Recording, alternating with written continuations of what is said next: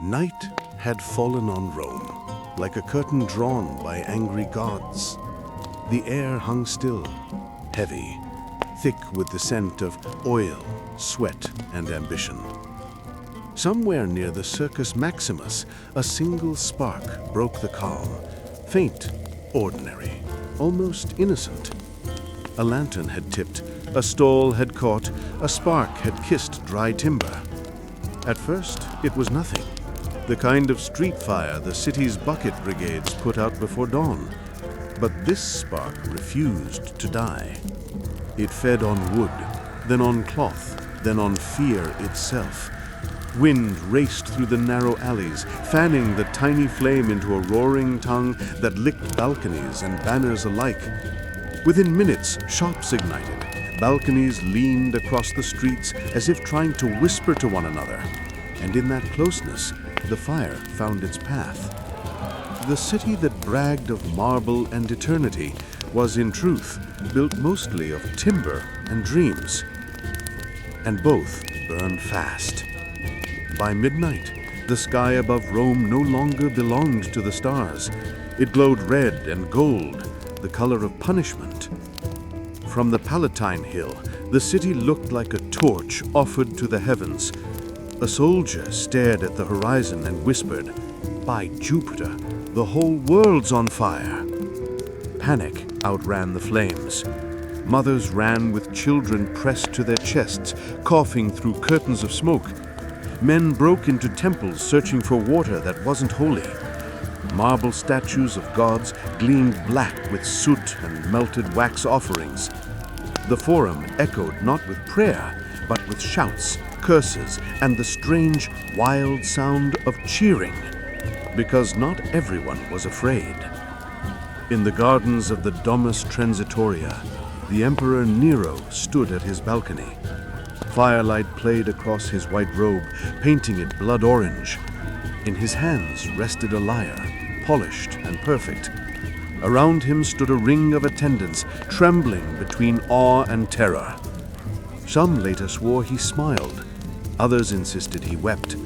History would never agree, but Rome remembered this night forever. "Let the old Rome burn," he said quietly. "From her ashes I shall build a city worthy of me." Then he began to play. The notes floated over the crackling chaos, calm, deliberate, heartbreakingly beautiful.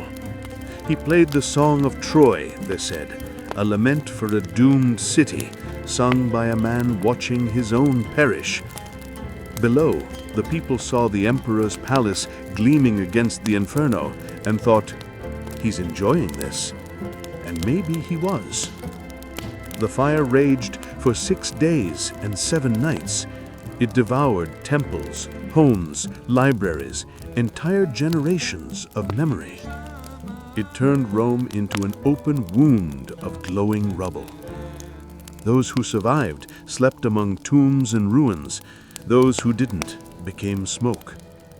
When the winds finally died, 10 of the city's 14 districts lay in ashes. And then came the whispers. They say Nero ordered it. They say he wanted a blank canvas. They say he sang while we screamed. Rumor traveled faster than truth ever could. By the time Nero returned from Antium, the story had already become legend. To calm the rage, Nero did what every ruler did when the people turned. He found someone to blame. Christians, a small, strange sect that worshipped one god instead of many. Foreign, defiant, convenient. He had them rounded up, tortured, crucified, burned alive in his gardens as human torches to light his feasts.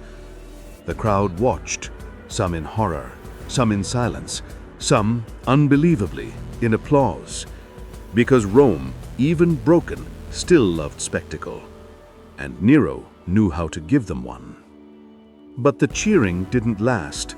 As the scent of ash faded, so did the illusion of power. The Senate whispered behind marble doors, the Praetorian Guard grew restless, and the people began to wonder, if Rome could burn once, could it burn again? They said Nero never slept the same afterwards. He heard fire in every silence, saw flames behind every eyelid. He tried to out-sing the ghosts with his lyre, but the music could not drown the memory. Years later, hunted and abandoned, he ended his life with a dagger and a final whisper, "Qualis artifex pereo." What an artist dies in me. Maybe he was right, because Rome did rise again, grander, whiter, stronger. Yet beneath every new foundation lay the soot of the old city, a reminder that greatness often began in smoke and ended in applause.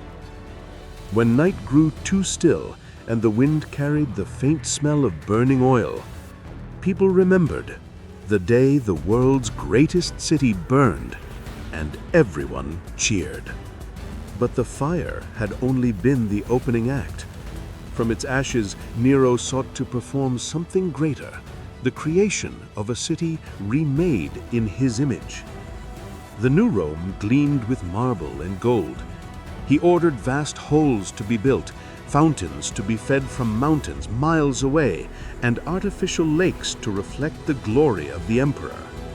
At the heart of this reborn capital stood the Domus Aurea, the Golden House, a palace so enormous that it swallowed entire neighborhoods, a mile of corridors painted with gems, rooms whose ceilings rained perfume, walls coated in ivory and gilded bronze. At its heart stood a colossal statue of Nero himself as the sun god, arms stretched wide, face serene, eyes of stone that looked down upon what was left of his empire. "Do you see?" he told his architects. "It was worth it." But outside those gilded halls, the people starved. Taxes rose to feed his dream. The provinces groaned under the weight of rebuilding. The senators who once flattered him now plotted his ruin. By AD 68, whispers turned to daggers. Governors in Gaul and Spain rebelled. The Praetorian Guard, his own shield, turned their loyalty elsewhere. When Nero asked if any soldier would defend him, one voice answered, "None." He fled the city barefoot, disguised, hiding in the stables of a villa on the outskirts of Rome. The emperor who had once sung while Rome burned now trembled in the dark, clutching a dagger he could barely lift. "Have I neither friend nor foe? Is there no one left who loves me?" A messenger arrived, breathless, bringing word that the Senate had declared him a public enemy. Execution awaited. Nero's hands shook as he pressed the blade against his throat. "I am no coward, but this is too harsh a thing." The steel slid, the emperor gasped, and as life fled him, he whispered again, "Qualis artifex pereo." What an artist dies in me. The fire that had begun with a spark ended with silence. When the smoke of Nero's death finally thinned, Rome exhaled, but not in peace. The empire he left behind trembled like a stage without an actor. Statues of him were torn down, his name was erased from monuments, and the Senate declared him an enemy of the state even in death. Yet for all their hatred, they couldn't erase his shadow. The city itself still bore his mark, rebuilt, reshaped, reborn in his image. The Domus Aurea, his golden house, remained, a glittering ghost of excess. Sunlight poured through its oculus and struck walls painted with myths, gods, and monsters that mirrored the man who had ordered them. Visitors who dared to walk its halls said they could still smell the faint perfume that once drifted from its ceilings, could still hear echoes of lyres playing somewhere deep inside the stone. Rome was no longer the same. The fire had changed things. The streets that once twisted in chaos were now wide, lined with stone. The insulae, towering wooden apartments that had trapped so many, were rebuilt with fireproof materials. For the first time, Rome had order. it had design. And though they cursed Nero's name, they lived in the city his fire had forged. It was strange, almost poetic. The emperor they called mad had, through destruction, forced Rome to become eternal. But memory was a cruel historian. Rumors continued to flicker like embers that refused to die. Some said Nero escaped that final night, that the man who took his own life was an impostor, a decoy. Others swore he would return, leading armies from the east, crowned in gold, to reclaim the empire that betrayed him. The myth of Nero Redivivus spread like wildfire. Years after his death, impostors appeared, men who dressed like him, spoke his words, and played the lyre as flames danced behind them. Each was hunted down, yet each time Rome trembled, half fearing and half longing for his return. Because in some dark way, Rome missed him, missed his madness, his theater, his chaos. The people had hated his tyranny, but they had loved the spectacle. He had given them stories that would outlive marble. As time marched on, emperors came and went, each trying to distance themselves from his infamy. But none could deny that Nero had changed the empire's soul. His fire had burned more than buildings. It had burned the illusion that Rome was untouchable. It had shown the world that even the greatest city could fall in a single night. Historians argued endlessly about that night. Some blamed chance, a kitchen fire, a gust of wind, a moment of carelessness. Others blamed Nero's ambition, that he had seen beauty in destruction, that he had wanted to start anew. But the truth, like the smoke, refused to settle. And yet when you walked through the new Rome, past the marble arches, the orderly avenues, the grand baths built where ashes once lay, you could feel it. A silence beneath the stone, a whisper beneath the marble, as if the old city still breathed below, trapped like a ghost beneath its successor. When later emperors built their palaces, they found themselves digging into Nero's buried halls. Workers unearthed frescoes of satyrs and gods, of fire and music, scenes so vivid that centuries later, Renaissance artists would crawl through those same ruins, torches in hand, to study the forgotten art of the mad emperor. Nero's golden house became a tomb of inspiration. Even in disgrace, he had carved beauty into eternity. For Rome, that was the cruelest irony, that the man they cursed had given them art that could not die. There were whispers that the night before the fire, Nero had stood alone in his garden, staring at the stars, that he had said to no one in particular, "I was born too soon. The world is not yet ready for me." And perhaps he was right. He had dreamed of an empire not of marble, but of performance, a living stage where emperor and citizen alike would play their roles.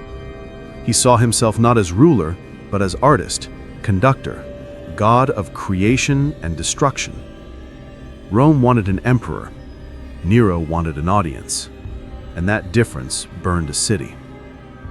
But time, as always, softened the flames. A century later, Nero's story was no longer a warning. It was a legend. Poets wrote of him as a tragic figure, too brilliant for his age, undone by the weight of his own genius. Playwrights turned his madness into art, his arrogance into poetry. The same people who had once cursed his name now built theaters in his style, sang songs in his rhythm, painted him as a fallen star rather than a monster. History, it seemed, loved spectacle as much as he did. And through that retelling, Nero won the immortality he had sought all along, not as the emperor who ruled Rome, but as the man who burned it. The fire that had consumed his city became the eternal metaphor for human ambition. Every empire since has carried a little of his flame, the hunger to create something magnificent, even if it destroys everything that came before. The philosophers who came after him debated his legacy in candlelit forums. Some called him the embodiment of hubris. Others said he was a prophet of the modern world, a man who understood that fame was more lasting than power. "What is a city," he wrote, "if not a theater where men pretend to be gods?"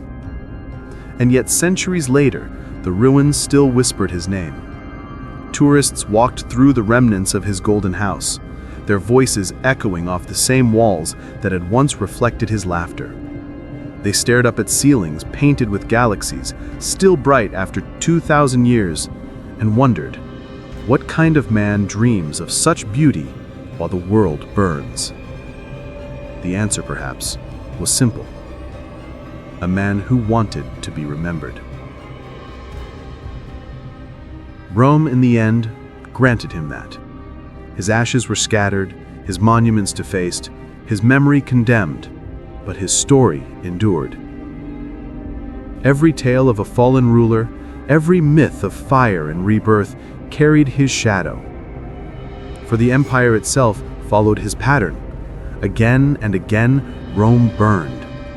By invasion, by decay, by its own arrogance. And each time it rebuilt, claiming to have learned. But deep down, the fire never truly left. It lived in the hearts of its emperors, and their hunger for glory, and their desperate desire to be loved by history. When modern historians wrote of Nero, they could not help but linger on that image, the young man in silk, standing at his balcony, the city in flames below, the faint sound of a lyre drifting through the smoke. They called it myth, but perhaps it was truth disguised as poetry, because in that image, Rome saw itself, magnificent, doomed, unrepentant.